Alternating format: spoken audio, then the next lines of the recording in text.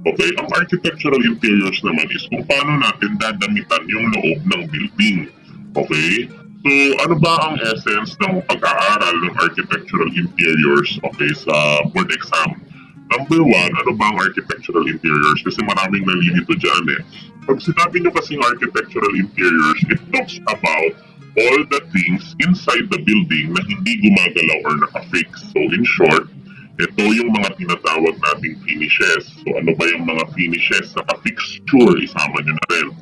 Okay, ang mga finishes at fixture natin, isa natin sa finishes. Pag sinabi niyong finishes, ito yung mga ginagamit nating tiles, anong klaseng tiles or materials na ginagamit sa flooring. Okay, pwede tayo ang magtrabaho niyan bilang architect kasi scope ng practice ng architect ang architectural interior. So it is rightfully ours, okay, to render that kind of service. Yung pamimili tayo ng tiles na gagamitin, anong klaseng tiles ang gagamitin, anong kulay ng pintura na gagamitin, anong klase ng pintura ang gagamitin, glossy ba, semi-gloss, flat ba ang gagamitin, anong kulay, anong color scheme ang gagamitin.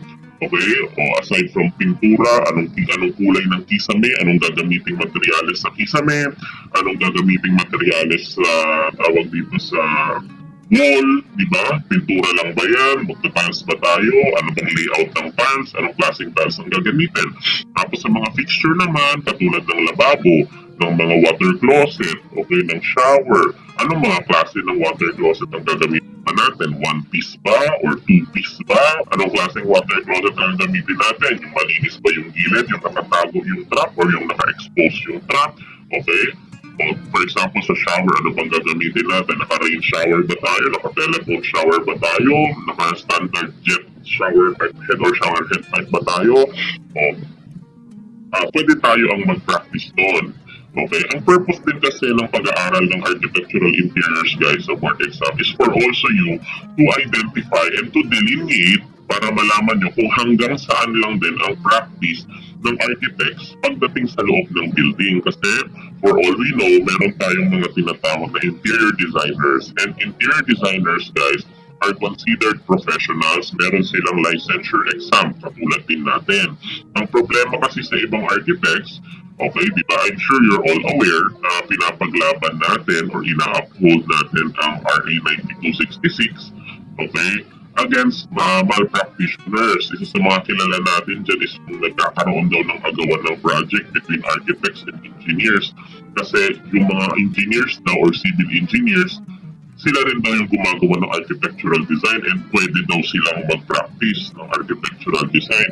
Kaya ipinapaglaban natin sa RA 9266, di ba?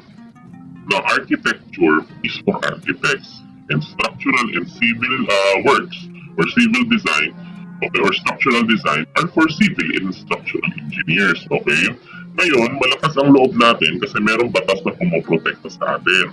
Okay, pero guys, bago nyo ipaglaban ang profession natin, make sure na tayo naman din, okay, ay hindi rin nangaagaw ng ibang profession. Kasi ang problema sa atin, pinapaglaban natin yung profession natin at galit na galit tayong nangaagawan tayo. Pero as architects, yung iba sa atin, inaagaw din yung trabaho ng may trabaho.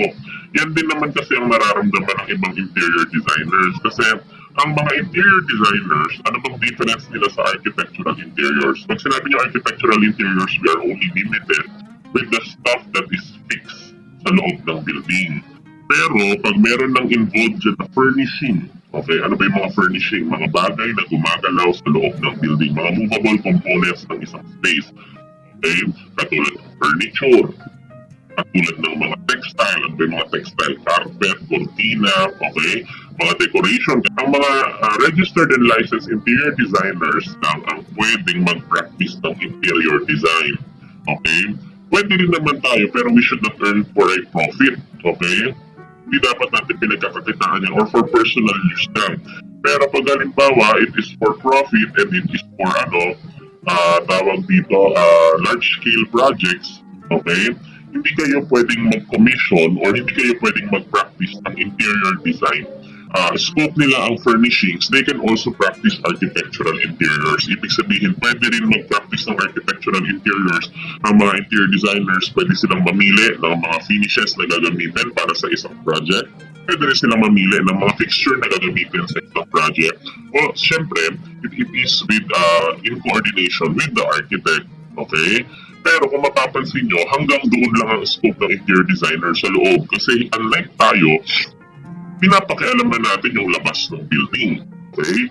Yung exterior ng building, yung style ng building, and hindi makakakilos ang interior designer hanggat walang architect. Kasi pag walang plano, walang interior designer na makakapagtrabaho.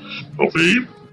So again guys, as architects at magiging professional later on, you must learn how to foster respect to other professions kasi kung ayaw niyong marinig na sinasabi ng civil engineers na kaya rin nila yung ginagawa natin, okay?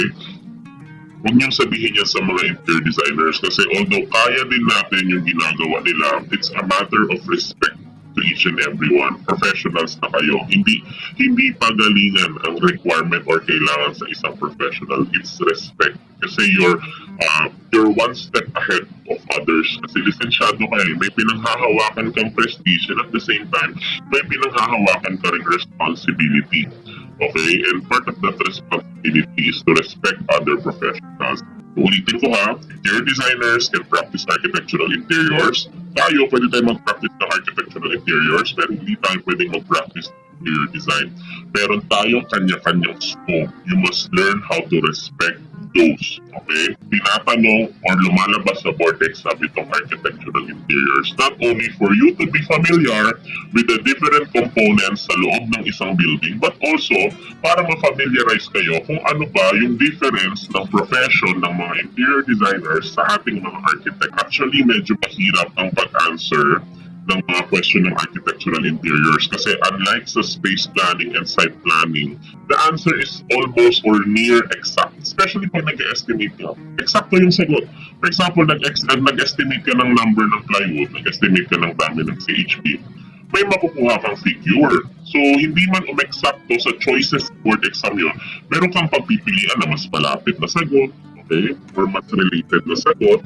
Okay, pero unlike sa architectural interiors, all questions or majority of the questions are too subjective. Ibig sabihin, minsan it is subject to the taste ng architect. Somewhat opinionated yung dating tanong. So medyo kailangan nyo maging critical about the questions. Talagang pag-iisipan nyo kasi walang eksaktong sagot. Walang tama at maling sagot, pero merong best answer. So you learn how to enhance your critical thinking. Okay?